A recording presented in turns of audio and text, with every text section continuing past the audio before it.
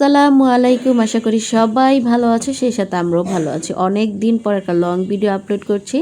এই তো আমার জান বাচ্চারা তারা খেলাধুলা করছে, তো তাদেরকে একটু সময় দিয়ে আমি চলে গেলাম আমার কিছু কাপড় চোপড় প্যাক করে নেব।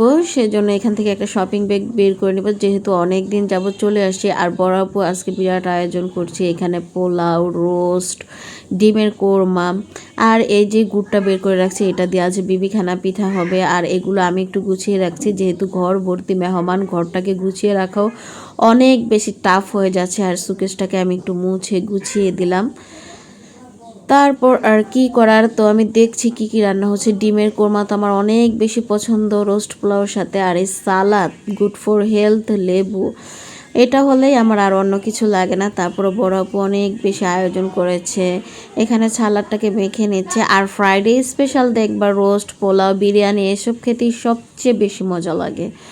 তারপর এখানে ওই যে গুড় বের করে রেখেছিল সেটা দিয়ে, শুধু গুড় দিয়েই তো হয়নি, দুধ, তারপর নারিকেল সব কিছু দিয়ে বিবিখানা পিঠাটা হয়েছে, আর অনেক বেশি মজা হয়েছে। তো পিঠাটাকে একটু উল্টিয়ে নিচ্ছে, আর পিঠাটা এত ইয়ামি হয়েছে। বিবিখানা পিঠা অ্যাজ ইউজুয়াল দেখবা সবার হাতে কিন্তু হয় না, আর এই দায়িত্বটা নিয়েছে হচ্ছে আমার ছোট বোন, তার হাতের বিবিখানা অনেক বেশি ইয়ামি হয়। তো বিবিখানাটা তারা একটু ঢেলে নিচ্ছে একটা প্লেটে। তো এই তো দেখো প্লেট নিয়ে অনেক পাড়াপাড়ি চলছে। তো সন্ধ্যার স্ন্যাক্স হিসেবে ছিল তোমার কোকোকোলা, নুডলস আর পাস্তা একসাথে রান্না করবে আমার বোন, আর ওর হাতের এই নুডলস পাস্তাটা এত ইয়ামি হয়। আর এখানে চিকেন ফ্রাই হবে, তো নুডলসের সাথেও চিকেন দেবে, তাই মশলাটাকে একটু ভালোভাবে কষিয়ে নিচ্ছে। তো হয়ে গেলে এই তো পাস্তা নুডলস একদম রেডি, সাথে chicken fry just looking like a wow, আর বিবিখানা পিঠা। এরই মাঝে আমার একটু ক্ষুধা পেয়ে গেল, আমি একটা কাজি পেয়ারা নিয়ে নেই খাওয়ার জন্য। পেয়ারাটা এত মজা ছিল।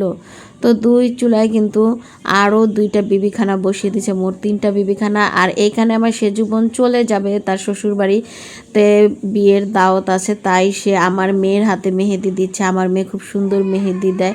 আর এই কটু বাচ্চার কথা কি বলবো, আমরা সবাই বেডে বসছি একসাথে খাবো, যেহেতু ডাইনিংয়ে যাওয়া হবে না, সে খাটের উপরে একটা টেবিল নিয়ে তার ওপর ড্যান্স করছে বলো।